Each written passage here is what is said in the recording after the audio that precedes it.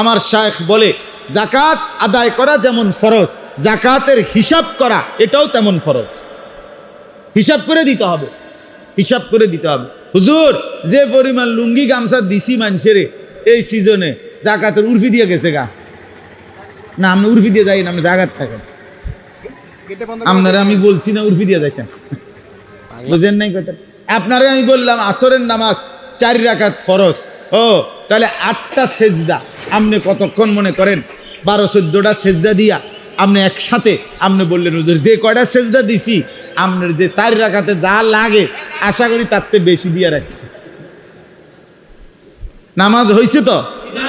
জি না, হবে না। এই নাম আপনি এত বেশি দরকার নাই আমার, আপনি আমার 8টা সেজদা নিয়ম মাফিক গুণা দেন, 4 রাকাত বুঝাই দেন, তাহলে ইনশাআল্লাহ।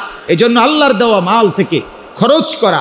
যে মানুষ যাকাত দেয় না সে বখিল, যে সাদাকাতুল ফিতর আদায় করে না সে বখিল, যে দান সদকা করে না সে বখিল, সে কৃপণ। আর আল বখিল আদুউল্লাহ, কৃপণ ব্যক্তি আল্লাহর দুশমন, আল্লাহর দুশমন।